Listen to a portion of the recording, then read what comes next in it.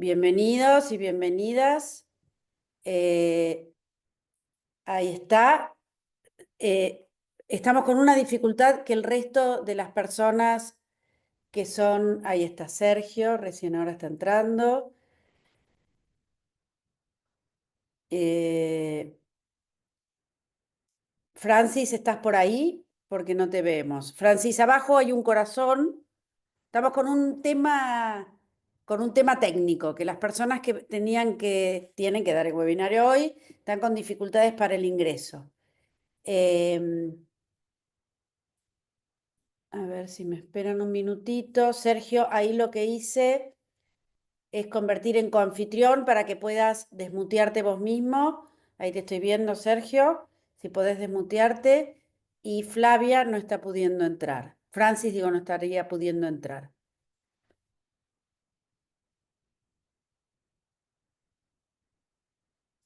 Bueno, no sé qué le estará pasando. Si me esperan un minutito, voy a... Bueno, vamos a comenzar, vamos a hacer una cosa, vamos a comenzar porque a las 7 en punto tenemos que terminar, así que lo que te pediría, Sergio, por favor, si pudieras mientras tanto ir hablando con Francis, a ver cuál es la dificultad que tiene. Bueno, para mí es un gusto siempre estos webinarios, encontrarnos en estos webinarios, encontrar a tantas amigas, amigos y amigues que nos encontramos los martes para pensar, para conversar, para escuchar a gente que tiene algo que decirnos y algo para ayudarnos a pensar en estos tiempos tan tan raros que nos tocan vivir. Antes que nada, para las personas que son creyentes, quiero darles un abrazo por la pérdida de Francisco, el Papa argentino. Quiero decir que les acompañamos. Y para quienes no somos creyentes, quiero decir que hemos perdido una persona histórica que nos ha tocado conocer, que creo que sin duda ha marcado y marcará un hito en la historia de la Iglesia y que ha sido, creo que muy beneficioso durante este tiempo, haciendo contrapeso a otras fuerzas más oscuras que venían corriendo. La verdad que las definiciones de este Papa, en el contexto de la Iglesia, por supuesto, han sido también faro para gran parte del mundo. Esperemos que la Iglesia elija bien. Esperemos que sí. Ahí pudo entrar Francis, si me perdonan un minuto, la voy a nombrar como coanfitriona a Francis. Ahí ya les leo, esperen 2 minutos, acá está Francis. Entonces ya ustedes van a poder eh, desmutearse solos y solas. Ahí estaba escribiendo.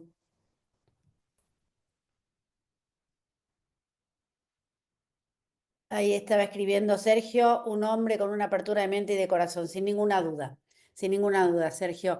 Bueno, hoy tenemos acá, por un lado, al Papa, que yo creo que era un hombre bueno y un hombre de corazón y un hombre que tenía su corazón entre las poblaciones más vulneradas y que sabía que la única manera que teníamos de salvarnos era salvarnos en vínculo y frente a esa realidad, hoy vamos a estar reflexionando sobre otra realidad, nos van a ayudar a reflexionar sobre otra realidad, tres autores, en realidad la editora, y tres autores de un libro que se publicó hace muy poco, El goce de la crueldad, y tengo el honor de presentarles a Francis Rosenberg, que es psicóloga social, psicomotricista, docente y escritora, y es compiladora de este libro, El goce de la crueldad, Argentina en tiempos de Milei, y autoras de otras obras sobre educación. A Nora Merlín, que es psicoanalista, magíster en ciencias políticas, ex docente e investigadora de la Universidad de Buenos Aires, investigadora de Claxo, docente en diplomaturas,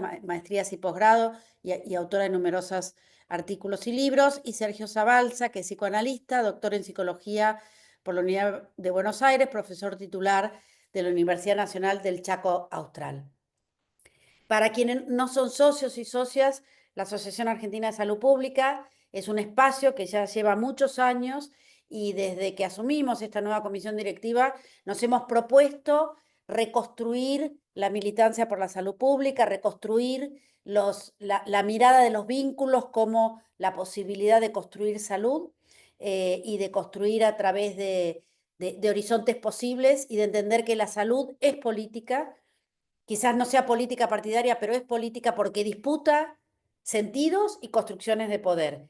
Y hoy vamos a ver estos sentidos y en estos espacios de webinarios intentamos construir pequeños fogones que nos ayuden a hacer un poco más fácil el tiempo que nos toca vivir. Francis, yo te di el ingreso y creo que podrías desmutearte y comenzar a hacer la presentación como me habías pedido. Estamos un poquito retrasados y retrasadas, pero esperamos que a las 7 en punto poder cerrar. Bueno, Francis, ¿estás por ahí? sí, acá estoy. Sí, ¿Se me escucha bien? ¿Todo bien? perfectamente. Ah, Perfecto. bueno, porque me costó entrar. Buenas tardes a todos, a todas. Em, bueno, por un lado, o sea, hay como sentimientos muy ambivalentes en el momento actual y en estar presentando y compartiendo con ustedes estos momentos.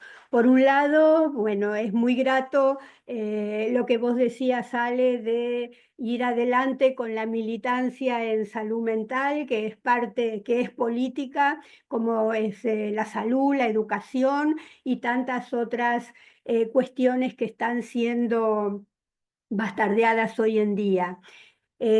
O sea, entonces la ambivalencia a la que me refiero es, por un lado, la alegría y el placer de poder compartir con otros estas ideas, estos encuentros, saber que uno no está solo en estas circunstancias, y por otro lado, justamente el pesar de distintos puntos de vista, ¿no? Lo que pasó con el Papa Francisco, lo que pasa con los periodistas que están en nuestra línea de pensamiento, lo que pasa en nuestro país en la situación actual.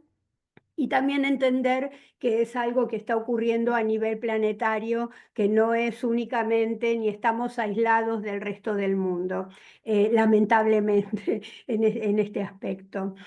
Pedí abrir el encuentro como compiladora de este libro y de esta obra, que fue un libro urgente, que sigue siéndolo, que fue producido en un tiempo récord para los que son los tiempos editoriales. Iniciamos la idea en realidad a principios del año pasado con la editorial, pero muy rápidamente empezó a plasmarse esto en hechos concretos. Eh, Sin ir más lejos, en septiembre del año pasado, del 2024, estábamos iniciando la comunicación con el grupo de autores y autoras que conforman el libro, con el que se conformó un equipo de trabajo realmente comprometido y militante en las ideas y en las acciones. El libro fue gestado muy rápidamente, con respuesta por parte del grupo de autores y autoras que lo conforman, que la idea nuestra fue desde un principio poder convocar a pensadores que desde distintas disciplinas, desde distintas perspectivas, pudieran aportar una mirada de análisis frente a la situación actual, pero no solo de reflexión intelectual y de elaboración intelectual. La idea era poder armar herramientas para comprender la situación, pero también para poder operar sobre la realidad en la que estamos sumergidos y poder llevar adelante la batalla cultural en la que estamos desde la editorial y en forma personal comprometidos, nada, históricamente. Lo particular y lo que nos convocaba desde un inicio es, por un lado, la idea esta de, bueno, la crueldad como inherente a la esencia humana en realidad, porque a lo largo de toda la historia hemos presenciado situaciones de absoluta crueldad. Y en nuestro país, sobre todo, ¿no? Especialmente, bueno, la dictadura militar fue una situación muy particular de ejercicio de la crueldad, donde hasta los compañeros y compañeras desaparecidos eran considerados una entelequia. O sea que no somos ajenos desde la esencia humana al hecho de la crueldad como característica de la condición humana. Sin embargo, este momento histórico tiene una particularidad, que es lo que en nuestro libro se denomina el goce de la crueldad. Es la exhibición obscena de la crueldad, el ejercicio del odio y la promoción del odio en la sociedad, la incitación al odio. Bueno, sin ir más lejos, ayer, anteayer, lo hemos vivido prácticamente en carne propia, ¿no?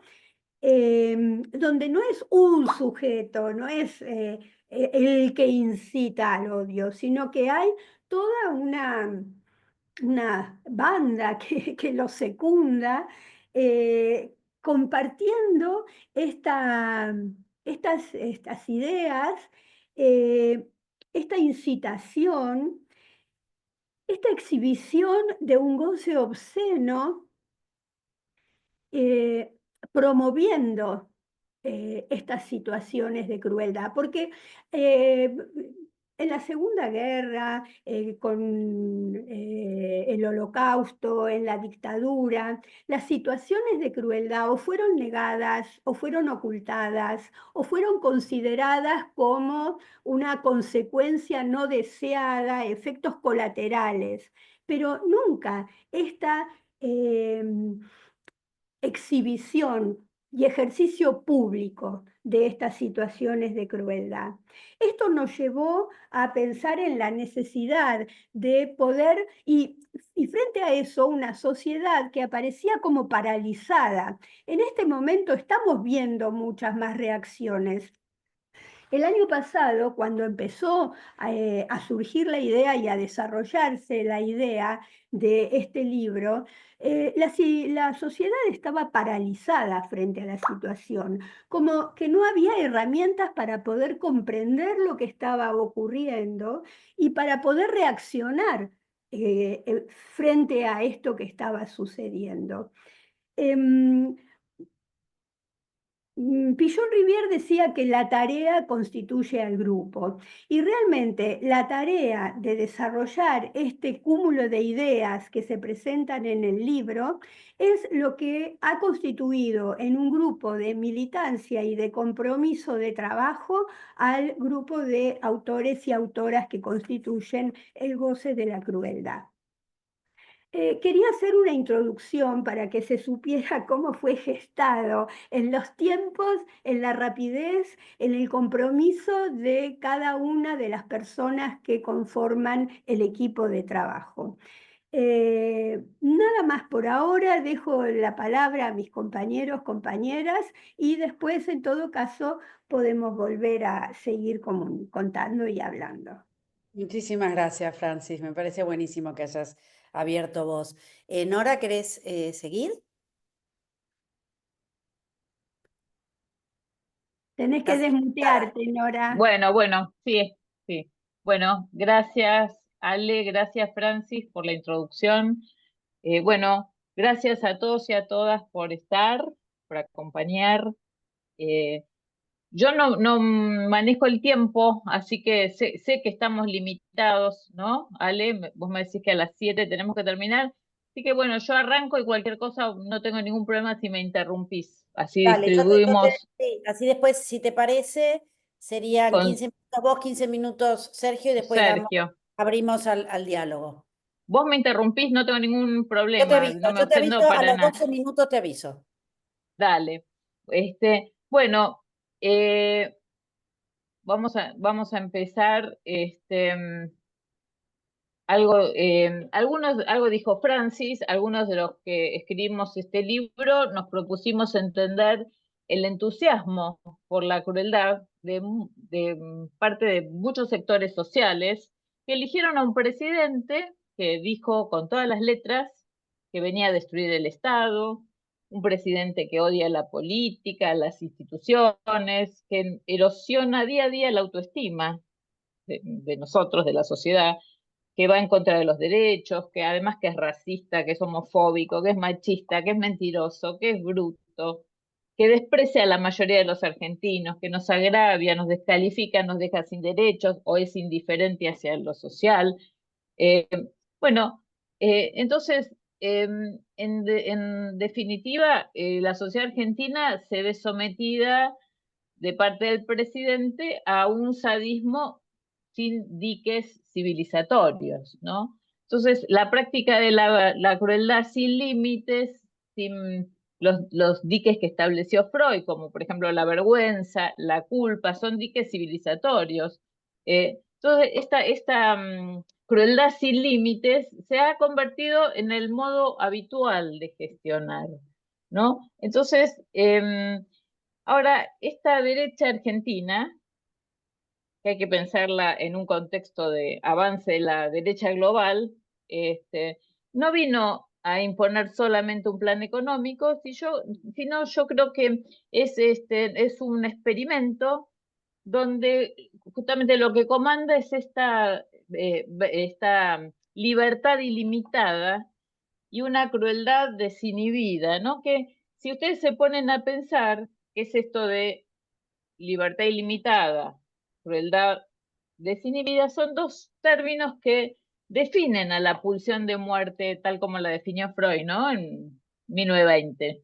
Entonces, ahora, ustedes saben que Freud pensó todo en términos de conflicto pulsional. Entonces, ¿qué pasa con una pulsión desamarrada del amor? Da como resultado un odio sin medida, un odio desintegrador de los lazos sociales, porque esa es la característica de la pulsión de muerte, que es desintegradora, ¿no? Que desintegra las instituciones, que producen, en definitiva, el goce de la crueldad. Entonces, el goce, lo voy a decir rápidamente, es la satisfacción de la pulsión, ¿no? Entonces, un goce de la crueldad es un daño hacia el otro. Y el goce siempre hay que pensarlo como que se produce en un cuerpo, que puede referirse a un cuerpo singular como a un cuerpo social. Ahora, si un sujeto social o un sujeto singular se satisface con la crueldad, también hay que pensar que hay un cuerpo social que lo elige, que banca, que justifica, ¿no? O sea que hay, en este goce de la crueldad, hay un goce masoquista también, ¿no? Entonces, yo recorté, hay más como imperativos, ¿no? Sociales que suele proferir el presidente, que se hicieron carne en el cuerpo social. Uno es viva la libertad carajo, que es un imperativo que por supuesto nada tiene de libertad, ¿no? Porque si todo está permitido para los poderosos, nada está permitido para los comunes. O sea, es pensar la libertad como una libertad sin ningún impedimento. Esto es lo que definen como libertad. Entonces, pero además esto es una trampa, porque ustedes saben que no hay ninguna libertad en el yo. El yo se caracteriza por ser siervo, ¿no? Del ello, de la realidad, etcétera, del super yo. Entonces, pero ese imperativo es arreglate solo carajo, eso es, viva la libertad carajo, ¿no? Y hay otro imperativo que también es una voz sádica que conduce al sacrificio, al suicidio social, es hay que sufrir. Entonces, esto es así, hay que sufrir, ¿no? No importa si 1 millón de niños se quedan sin comer, si hay remedios que no reciben su medicación o discapacitados carentes de ayuda, no importa. Entonces, entonces, en definitiva, esta forma sádica implica que el sujeto se hace daño a sí mismo, ¿no?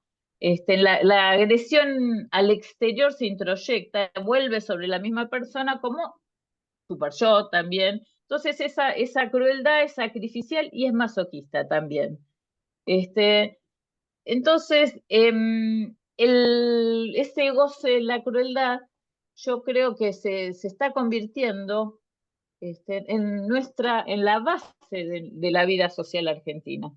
Lo que importa esta crueldad está tomando todo, está tomando el gobierno, está tomando las familias, los lazos sociales, las parejas, las instituciones, está tomando estoy pensando que está tomando la interna del campo popular, que es donde yo me inscribo, está tomando todo esta crueldad, ¿no? Entonces lo que importa es la venganza, el castigo, pero fundamentalmente, como decíamos, es masoquista, ¿no? Es autocastigo.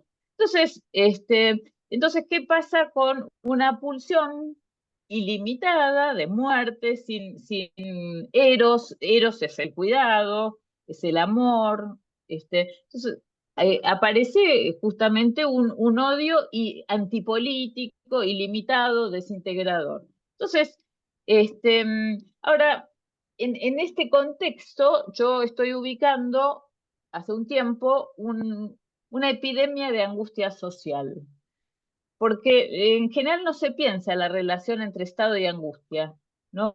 No se piensa. Pero, ¿qué sucede como lo que está sucediendo hoy en la Argentina? Que hay un retiro del Estado cuidador, ¿no? Hay o del Estado protector. Entonces, ¿qué sucede? Bueno, justamente queda un sujeto en la experiencia del desamparo, sin cuidados, en la experiencia de la indefensión. Eso es el nombre de la angustia, ¿no? Desamparo, indefensión. Entonces, esta angustia social, que yo la pienso como una epidemia, a pesar de que está mal dicho, porque la angustia no es ninguna enfermedad, las epidemias refieren a enfermedades, pero no importa. Lo utilizo para hablar en esto de esta extensión del Freud hablaba de angustia social. Entonces, si el Estado retiró los pilares fundamentales de la vida, como lo que nos ordenaba en la vida, como la salud, la educación, el trabajo, el salario, entonces, bueno, queda una subjetividad ahí a la intemperie, en situación de angustia desordenada, ¿no? Se podría decir. Bueno, por otra parte, tenemos un modelo de crueldad que gestiona el odio como afecto principal para disciplinar, pero hay una diferencia, el nazismo también lo utilizaba. En ese sentido, uno puede encontrar una continuidad entre nazismo, neoliberalismo, tecnoneoliberalismo, que es la mutación del capitalismo articulado con la tecnología. Entonces, pero hay una diferencia porque el odio del nazismo iba a los judíos, podríamos decir, ¿no? En particular.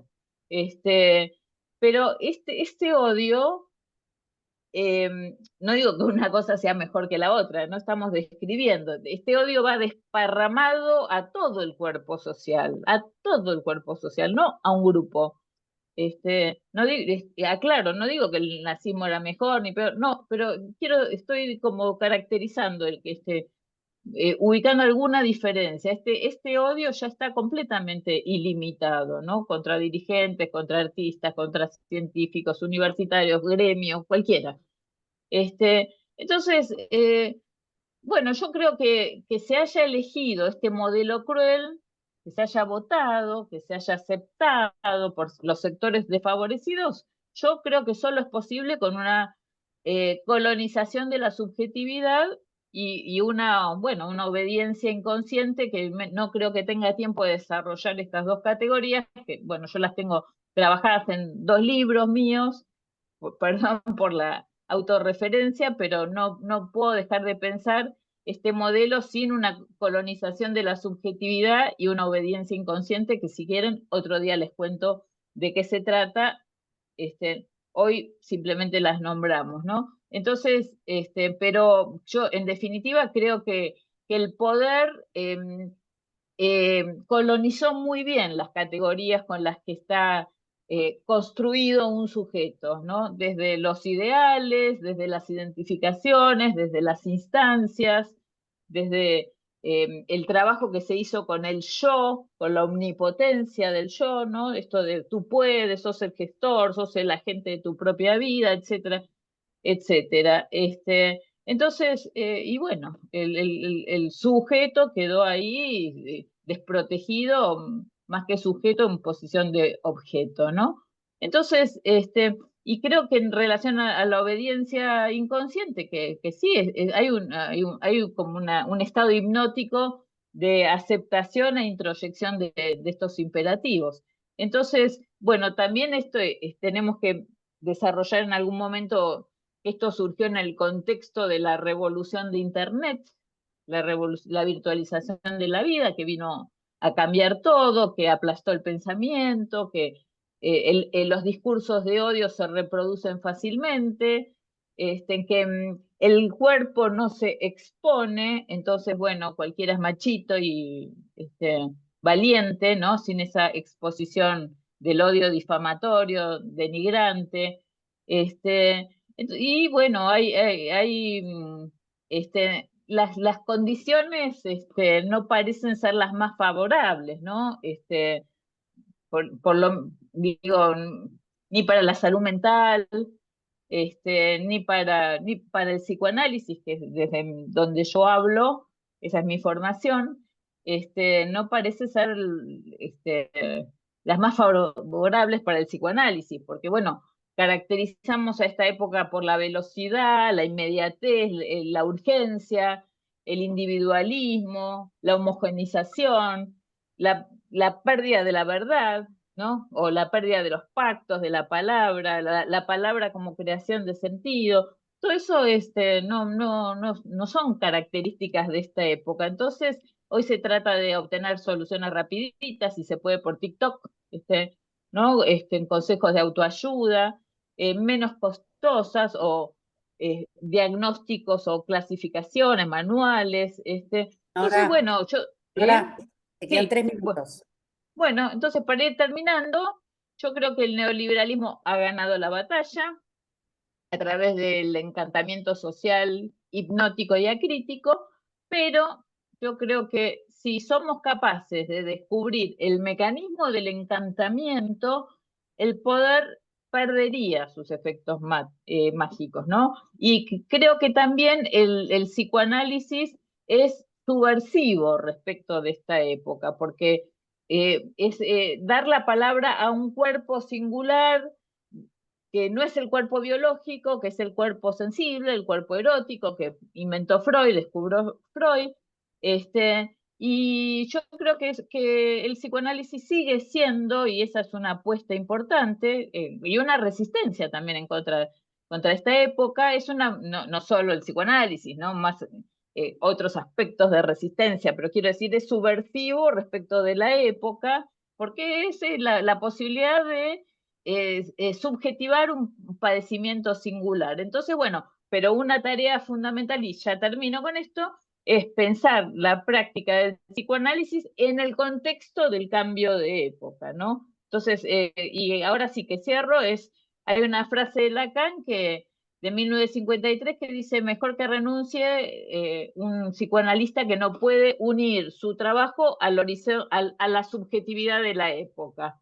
Entonces, bueno, es un trabajo que debemos hacer, ¿no? Esto de incluir la época. Bueno, hasta acá nomás. Muchísimas gracias, Nora, muy, muy claro y muy iluminador. Sergio, ¿querés tomar la palabra?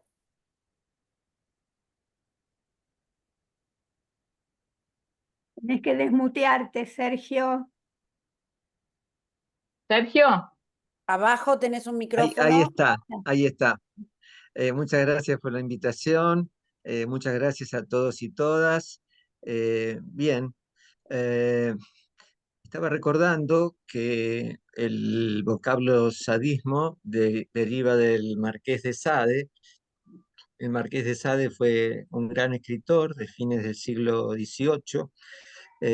Tuvo la valentía de escribir y poner de una manera muy explícita eh, la línea que gobernaba su vida.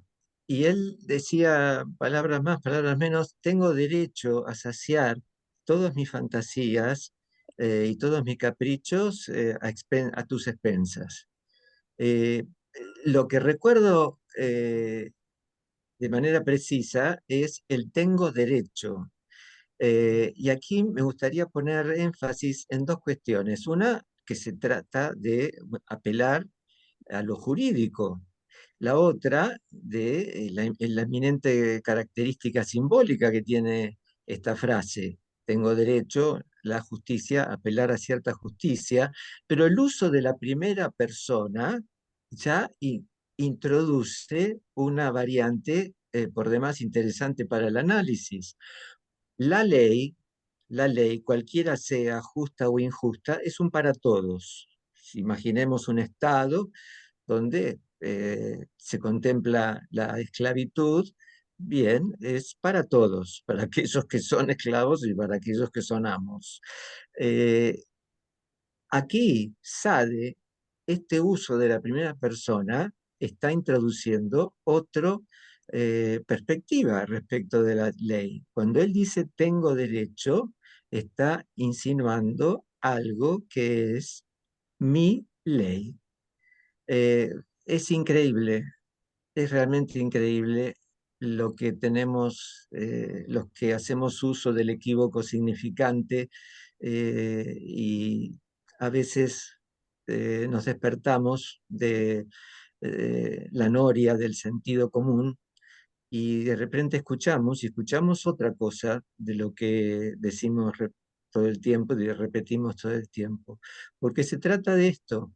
Nuestro presidente se llama Milei, pero lo que está rigiendo hoy, lo que hace posible este goce de la crueldad absolutamente insensato y que no conduce a otra cosa más que a un desenlace mortífero, es mi ley. Es decir, creer, tal como recién comentaba Nora, eh, esta expansión del yo, esta exacerbación del yo, esta exacerbación del individualismo, de la primera persona. Si ustedes prestan atención, por ejemplo, a los discursos de Donald Trump, él habla también en primera persona y está diciendo, yo estoy cambiando el régimen de la economía global, no es como resultado de una política de mi gobierno, no, habla en primera persona.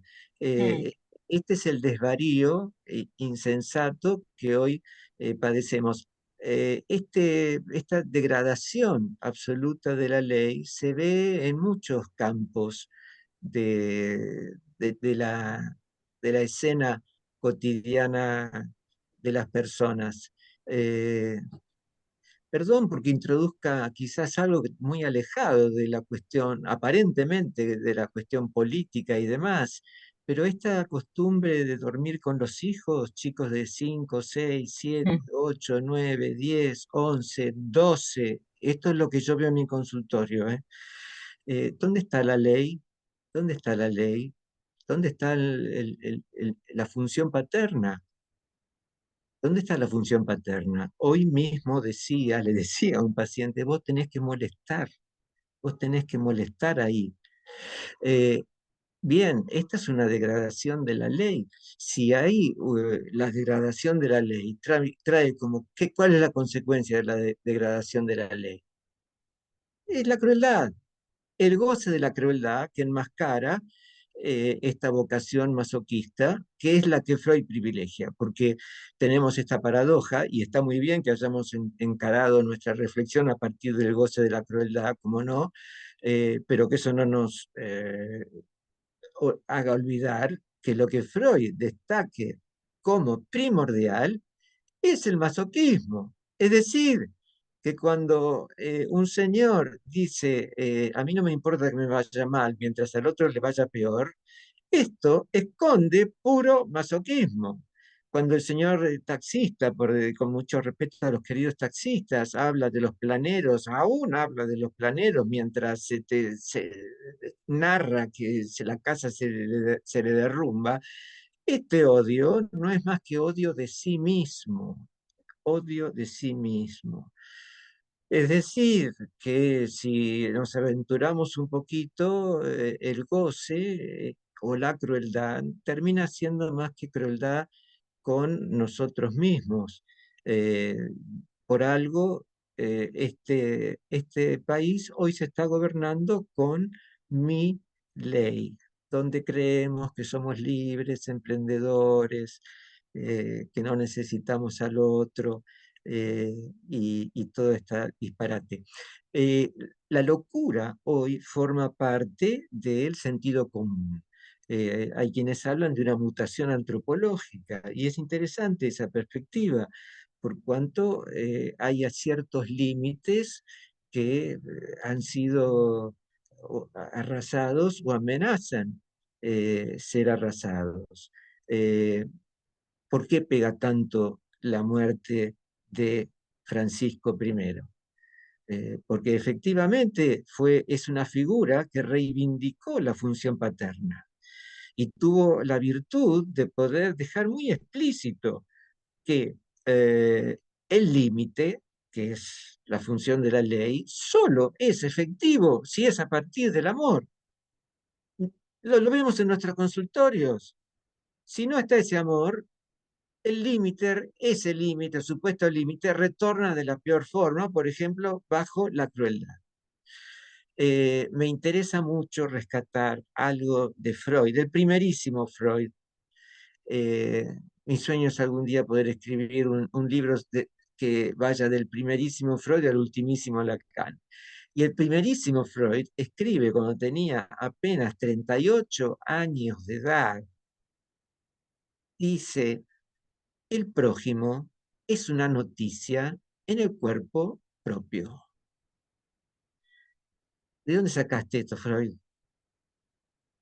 Porque ya cuando dijo eso, está todo el psicoanálisis explícito, todo lo demás es un comentario. Todo lo demás es un comentario, ¿eh? El prójimo es una noticia en el cuerpo propio y no contento con eso, dice que ese prójimo se desbroza en dos componentes. En esta noticia, que es un significante, que es una marca, que es ese primero que le habló y demás, y un vacío que llama Das Ding, eh, pero es, ojo, porque este vacío, este vacío, que es el que constituye el deseo, es el que constituye el goce y por el cual estamos arrancados de la naturaleza. Somos bichos corruptos por el lenguaje. No hay el señor león que se come, no sé, un gatito, una persona o lo que fuere, no tiene goce sádico, tiene hambre. Tiene hambre. Nosotros cuando vamos a un restaurante y comemos, hay sadismo. Hay sadismo para hincar los dientes en un pedazo de carne, de frijoles, si soy vegano en una zanahoria, es necesario sadismo. Todos tenemos componentes sádicos y masoquistas. Esto más o menos orienta si hay una función paterna que orienta, si hay una política, si hay una política, si hay una política, si hay palabras que tienen sustento, que orientan ese goce hacia el lazo social. Como esto, mediante el amor. Bien, si no está eso, entonces esto deriva en esto que llamamos el goce, y el goce de la crueldad absolutamente insensato. Eh, Uno podría decir, bueno, ¿cuál es el límite? ¿Hay límites? Hay quienes son optimistas y creen que puede haber límite. No es cierto, no hay límite. No hay límite garantizado. El límite puede estar puesto por el deseo, por esto mismo que estamos haciendo ahora, por hablar y en parte entendernos, por poner palabras a nuestra angustia cotidiana, por reunirnos, por pensar qué hacer, qué nos pasa. Ahí puede surgir esto que llamamos deseo en una orientación vital, pero no hay garantías, no hay garantías. En este punto, la urgencia con que actuó Francisco es también notable. Para que un papa, para que un papa diga, a mí de todas las frases, de las muchas frases impactantes que vertió este Papa, a mí la que más me impactó fue decir, es mejor ser ateo que alguien que va a la iglesia y luego odia a todo el mundo. Un Papa está diciendo que, poniendo en primer lugar al amor, en contraposición al odio, y no le importa la fe explícita, digamos, la camiseta de la Iglesia Católica. Chicos, si no nos amamos, nos vamos a la mierda, nos está diciendo, de una manera brutal. Eh, a mí me impactó. Hubo alguien que dijo algo parecido, San Agustín, hace 1500 años, dijo, ama y luego haz lo que quieras. San Agustín, siglo V después de Cristo. Sí, pero pasaron 1500 años y un papa en la época del capitalismo salvaje, crueldad si las hay, en la época donde un presidente argentino dice no estamos odiando lo suficiente. Yo me escucho esto que dijo Milei en un tuit y me cuesta creerlo. Me cuesta creerlo, lo tengo que leer varias veces. No estamos odiando lo suficiente. Bien, esta es la época que estamos transitando y es allí donde aparece una función paterna, una figura que hay que rescatar todos los días, hay que rescatar, por supuesto, porque dice, es mejor ser ateo que alguien que va a la iglesia y odia a todo el mundo. Es impactante, es notable. Eh, algo más para rescatar de Francisco. Francisco era jesuita. La mejor versión de los jesuitas son gente estudiosa y además con sensibilidad. El fundador de la orden de los jesuitas fue San Ignacio de Loyola. Y San Ignacio de Loyola se caracterizaba por decir que la verdad se transmite entre líneas. Esto, bueno, no sé, San Ignacio sería freudiano, lacaniano, porque francamente es impactante escucharlo. Sí, la verdad se dice entre líneas y entonces están los gestos, los gestos, es decir, como si tuviese muy claro San Ignacio que el orden simbólico va mucho más allá de las palabras. Un silencio dice mucho más que una palabra. El rostro sin sonrisas de Francisco I, junto al presidente responsable de la miseria que hoy estamos viviendo, lo dice todo. Sí, la verdad se dice entre líneas y hay que y hay que estar atentos para poder escucharla. Por otra parte, es el secreto de nuestra práctica poder escuchar la verdad a partir de de esa verdad que se inmiscuye entre líneas. Eh, Perdón, Sergio, te quedan 2 minutos. 2 minutos. Esta ley degradada. La pregunta sería, ¿cómo podemos hacer para recuperarla? ¿Cómo podemos hacer para que algo del límite se instaure? Bueno, está figuras como Francisco, la cuestión del amor, eh, el deseo, desde ya, el deseo vital, eh, lo que trae la vida, que Pablo Grillo pueda abrir los ojos, esto, rescatar estas cuestiones y este encuentro, las palabras y las palabras con sustento. Bueno, muchísimas gracias. Muchas gracias, Sergio. Si alguien quiere, puede ir dejando comentarios en el chat o preguntas.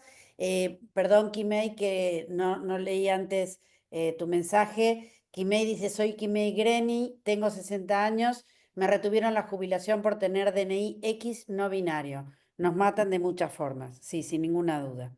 Sin ninguna duda y lamentamos muchísimo tu situación. Natalia dice, gracias, Silvia Bleichmar. Decía que la crueldad no es solamente el ejercicio, gracias, Silvia Bleichmar decía que la crueldad no es solamente el ejercicio malvado sobre el otro, sino que es también la indiferencia ante el sufrimiento del otro.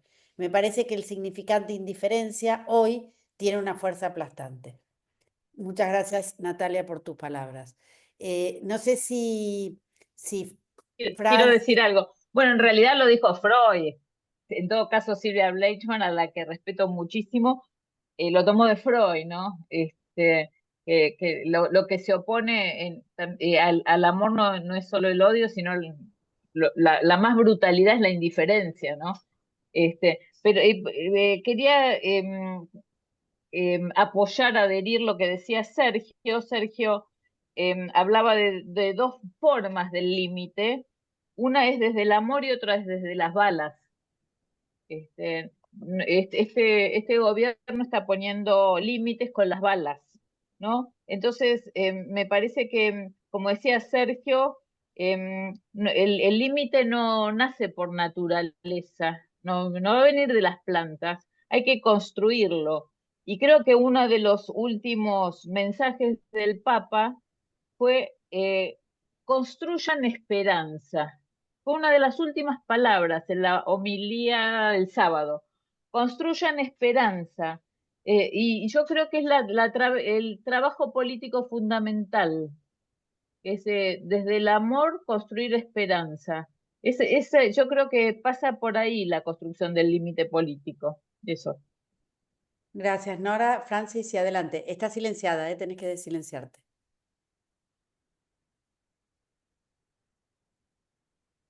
Sí, yo quería comentar, escuchándolo a Sergio a través de las palabras que él trae del Papa Francisco, uno de los autores del libro El goce de la crueldad es el padre Paco Olveira, que es un cura por opción de los y las pobres, como él dice.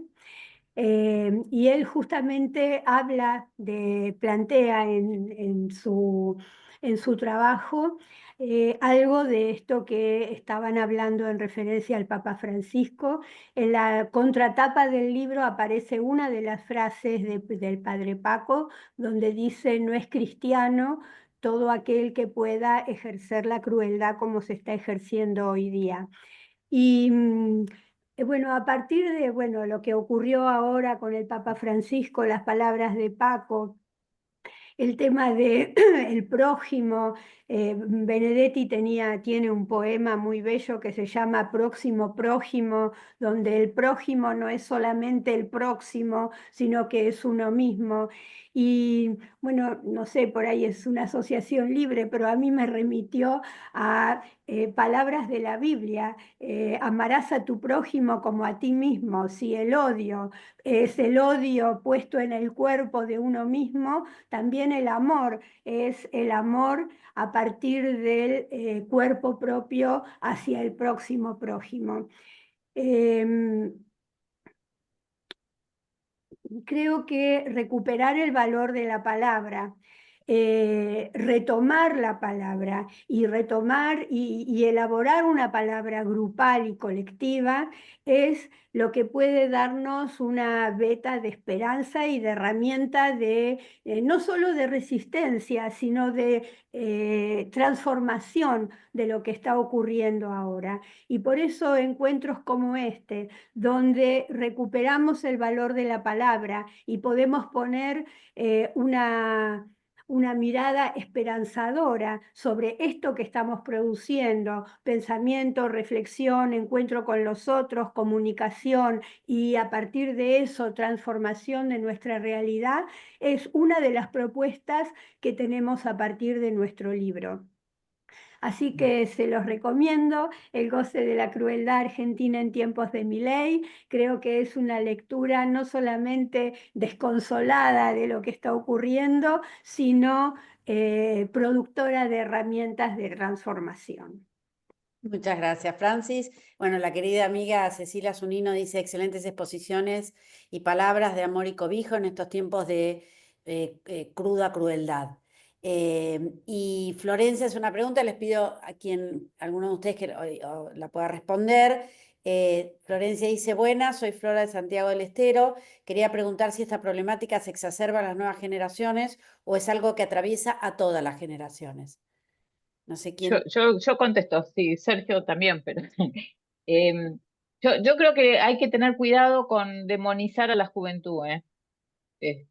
Esto me parece que estamos cayendo en esto y ahí hay que estar. Me parece que, por un lado, tenemos la seria adolescencia que nos dice, bueno, ojo, no estamos entendiendo, ¿no? A los jóvenes. Pero me parece que el odio está atravesando, es transversal, es democrático, ¿no? Nos atraviesa todos los lazos sociales y etarios. Bueno, Sergio, no sé vos. Eh, Coincido con vos respecto del tema de las generaciones y no demonizar a la juventud. Los púberes y adolescentes fueron los más perjudicados durante la pandemia. Son los chicos de 13, 14 y 15 años, es la primera generación que nacieron y fueron criados, formateados en las redes sociales. Y bien, este es un costo humano enorme, brutal. Habrá que ver cuál es el destino de este nuevo cambio. Eh, Ayer una persona me comentaba que cuando apareció la radio, la iglesia se estaba escandalizada porque decía que con la radio la gente iba a dejar de leer. Bien, Mm, por mm, supuesto que no es lo mismo la radio que las pantallas, bla, bla. Habrá que ver qué destino y qué cosas, si es que logramos ser lo suficientemente. Si hay leyes, si hay una ley mm. que Claro. de los estados que diga, que le ponga algún límite Mm, a estos 1.000 millonarios que para el cual exactamente no hay ningún tipo eh, de límites. mm. Eh, bueno, esto porque Sí. quizás hay una persona, creo que Luis, que quiere preguntar, no sé si hay alguien más, Ale, como Ahí, vos. ahí Flavia dice, quisiera saber qué alternativas concretas ven los disertantes. Hoy día el odio como gesto colectivo, creo que muchas de las cosas ya las dijeron y muchas de las otras están en el libro, que es una invitación a leer, esperemos que lo lean. Luis Mm, Paquinelli, querido amigo Luis Paquinelli, dice, coincido en todo. Bueno, ya tenemos que cerrar. Yo agradezco muchísimo, Sergio Venecia, les agradece tanta claridad, sencillez y contundencia en sus exposiciones. Yo les agradezco muchísimo que se hayan tomado este tiempo, esta muestra gratis del libro que sin duda es muy prometedor y es un espacio para reflexionar. Desde la Asociación Argentina de Salud Pública pensamos que la salud es un lugar de privilegio para trabajar los cambios, las transformaciones, porque estamos con los cuerpos, porque no puede haber salud si no hay vínculo, porque no existe la construcción de salud si no se toca, se mira y nos vinculamos con la otra persona. Entonces, les invitamos a que se sumen a la asociación. Hay 21 consejos donde pueden trabajar. Bueno, están agradeciendo todo. Y Dor Libre está mm. leyendo el libro y dice que está muy bueno. Y yo querría terminar con una frase de los amigos de Lesi Guattari en una entrevista que me parece que va en la línea de lo que ustedes dicen. Se trata de la organización de un campo social de deseo. No de que cada uno escape personalmente, sino de provocar una fuga, como cuando se revienta una cañería o cuando se abre un absceso. Toda posición de deseo contra la opresión, por muy local y minúscula que sea, termina por cuestionar el conjunto del sistema capitalista y contribuye a abrir en él una fuga. Esperamos que desde la Asociación Argentina de Salud Pública podamos hacer algo de esto. Sin duda, este libro también va a ser un enorme aporte para poder producir la transformación que todos y todas esperamos. Muchísimas Muchas gracias. gracias, Ale. Gracias por estar Mm. y muchísimas gracias, Nora, Sergio y Francis. Un placer haberles escuchado. Gracias a Gracias. No, ustedes. los agradecidos somos nosotros. Gracias. Gracias. Hasta Bueno. luego.